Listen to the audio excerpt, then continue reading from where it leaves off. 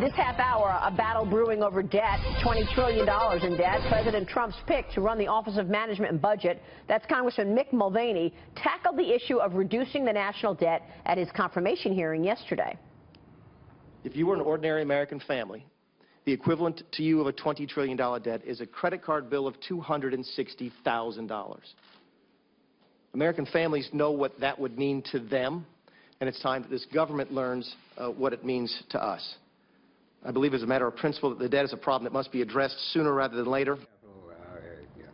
But Congressman Mulvaney's support to cut funding from entitlements like Social Security and Medicare benefits is certainly at odds with President Trump's own promises during the campaign. Joining us right now is former President Reagan budget director and author of Trumped.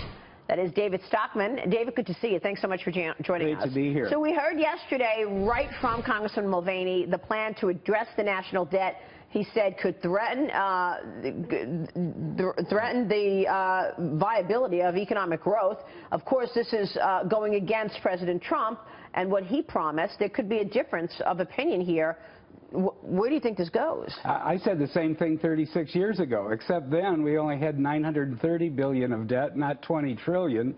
It was 30% of GDP, not 106% as today. We are a society, baby boomers, that are now 35 years older. So we are heading into an absolute fiscal bloodbath. As the CBO put out yesterday, there's $10 trillion of more debt built in the next decade, even before one dime of tax cuts from Trump or infrastructure spending or increasing defense like he wants to. And so what I suggest is that we have an even more absurd fiscal proposition from Donald Trump today than we did back in 1981 when we tried to cut taxes, increase defense substantially, and balance the budget. They are going to be in a crisis within weeks. The debt ceiling was suspended arbitrarily until March 15th. When it comes back into effect, there will be $20 trillion of debt.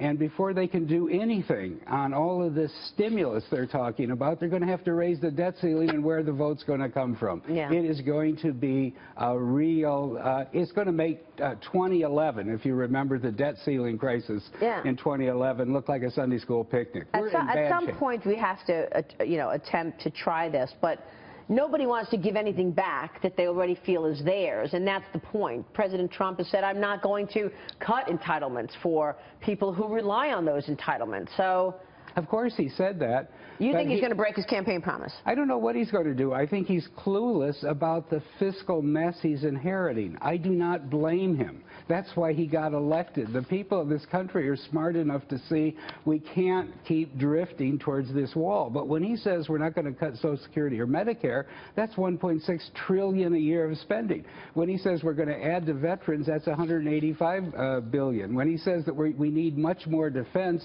to get strong again, which isn't true, we have more defense than we need, that's already $650 billion. What I'm telling you is he's going to increase everything, cut none of the entitlements, and argue that he's going to reduce taxes and add $1 trillion of infrastructure as well. This doesn't add up. This is worse than what the Reagan administration proposed in 1981, which even then was called a riverboat gamble by Howard Baker. By the way, Mulvaney said he's going to advise Trump to increase the budget cap on defense spending to be paid for by corresponding cuts to non-defense spending. So he's looking at capping defense spending as one way to lessen the load of lower taxes. But let me get your thoughts on infrastructure. He's not going to cap it. He's going to uncap it, which will make defense go up. Now, what is it in the domestic budget he's going to cut? Highway spending, mass transit, all that's $100 billion. He wants to increase it. The veterans, as I said, are $200 billion. Law enforcement, border control, that's another $50 billion.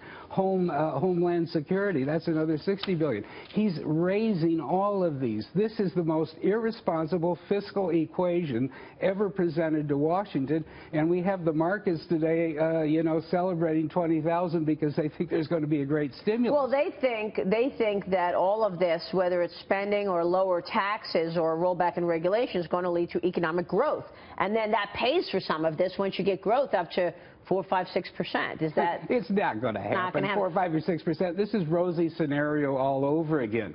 The CBO said $10 trillion in the next decade if we never have another recession. Now think about that. The last one was 2009 through 2027. They say no recession. That's 220 months without a recession. It's never happened in human history. Never happened.